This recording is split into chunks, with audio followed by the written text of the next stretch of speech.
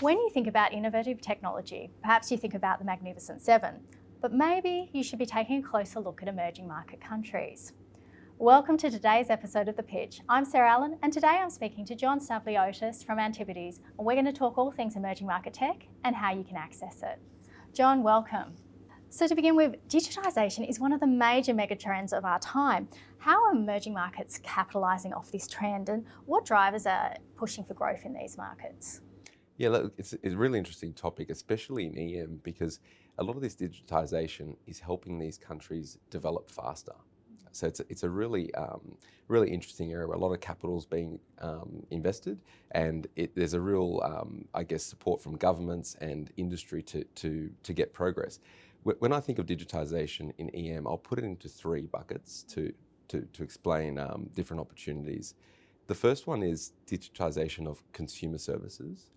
And in EM, we're actually seeing a lot of progress here. And what I'm referring to here is things like e-commerce, financial digitisation through digital banks, for example. And why the adoption has been so great is in many of these countries, you've gone from traditional, old school way of doing things straight to world-class digital offerings. We've seen that, for example, in China, in most of Southeast Asia with e-commerce, with deliveries, digital banks, for example, Newbank in Latin America has been able to grow very fast because of that straight from traditional to digital. The second bucket is 2B or business services, and emerging markets have really lagged here as most of the solutions are driven by the global mega tech companies that focus on United States and other developed markets. In China, we're actually starting to see some local companies focus on tech solutions for their local companies, and AI is really going to progress this penetration in the coming years. The third bucket is the tech supply chain opportunity in emerging markets. We're seeing that Korea, Taiwan, and to a lesser extent China are really cemented themselves in that supply chain, and these companies here are really the enablers for AI and tech development in the rest of the world. How do you see the opportunity for Asian emerging market companies in terms of a role in tech supply solutions, and is this changing? Yeah, so as I mentioned, Taiwan and Korea are really cemented in that supply chain, and it's not by chance. If you look at TSMC, for example, they effectively have a monopoly on leading edge semiconductor manufacturing for high performance compute, and even in broader semiconductor manufacturing, they continue to take share. They now produce basically 55% of all chips produced globally, and that's because they are the most efficient and they continue to lead on as new technologies emerge. So we don't see a risk to their area. There is one change happening though with geopolitics. So everyone would know, with China being cut out from buying or manufacturing leading edge chips, and one of the policies out of the US, which is called the Foreign Direct Products Rule, basically gives the US the ability to stop foreign entities selling products they produce in another country to China or any other country, if that technology or software has been developed by the US. This means that China will be very serious about developing their own capability in semiconductors and tech supply chains. And we've seen enormous amount of capital being thrown at this area. And they have had some very strong results in the last few years, really progressing in their ability to design chips and semiconductors. One of the companies we invest in makes the semiconductor equipment to make semiconductors in China. That company is called Nora Technology. And they're continuing to basically challenge the global equipment makers selling to Chinese companies at the moment. So that's an attractive opportunity that has strong support from the government. How do valuations of emerging market tech firms compare with companies like the Mag 7? Look, I think looking at emerging market tech companies versus the Mag 7 would not be a fair comparison given the quality of the Mag 7. But a way to discuss valuation, I think, is looking at EM growth stocks valuation relative to the broader EM index. The growth stocks trade at about a 35% premium. If we compare that to the Mag 7, they trade at about a 60% premium to the S&P 500 x those companies. So you can see that in EM, the growth premium is half what it is in the Western world.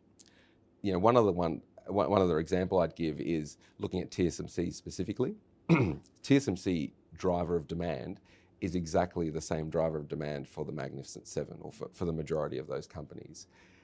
The growth rate of TSMC is about 70% faster than the average of the Mag 7, 25% versus about 15%. And it's currently trading on about a 35% discount to those companies. So you're getting high quality business, same demand driver, faster growth, bigger discount. Can you discuss some of the companies you invest in and in your portfolio and why you selected them? Sure. So we've talked about a few of the tech hardware names. So I might talk about a Brazilian company to sort of go to the other side of the world. Newbank is a fully digital bank that launched in Brazil. They have added 60 million customers in the last 4 years, and they now have 40% of Brazilians as customers. So how were they able to do that?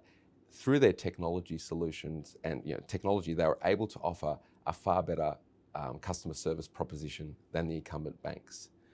That customer service issue is common around the world, but they have been able to really crack that service proposition. The technology has also meant that they've got no branches and very much fewer staff. So they've got industry-leading cost-to-income ratios. That allows them to bank the poorer customers and still generate a high industry-leading return on equity. And what that means is if you can get a customer when they're quite young or still quite poor and they create wealth over time, this bank can actually grow with them, start lending to them and actually help them in their journey. That would provide growth to them in Brazil, and they're taking this model to Mexico, and we think they'll take it to broader Latin America over time.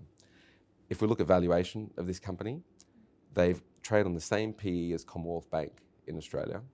Their return on equity is 2 times as high, and their growth rate is a staggering 25 times the rate of growth of CBA. So this is a really interesting opportunity where you're getting exposure to digitisation in Brazil, but you're getting it at a very attractive valuation. Yeah, another interesting one is Didi, which most people would know because they're now in Australia trying to compete with Uber in the on-demand transportation. So Didi's the Uber of China. An interesting fact here is that they got removed from effectively the App Store of China due to a regulation issue a couple of years ago, and their market share went from 80% to 75% over that period. They have got an extreme lock on the customer in China, and they're continuing to grow rides even through this period at about 15 to 20%, which is a very attractive growth profile given the weakening the weakening economy. They've also got exposure to Latin America and select countries like Australia where they are offering a cheaper solution. So this company is now getting into profitability. We expect them to earn closer to 5% of GMV profits in the next 2 to 3 years, which is half the rate of what Uber makes. And at that point of profitability, the company is trading at single-digit EBITDA multiples, which is very attractive given that growth profile. We expect them to continue to grow in China, but also grow in Latin America, where they have got equal share with Uber at this point in time, but are disrupting that market. So another sort of digitisation, this time in transportation opportunity, again trading quite cheap relative to global peers. Thank you for sharing your insights today. If you've enjoyed this interview, please subscribe to Livewire Markets. We're adding more content every week. Thank you for watching.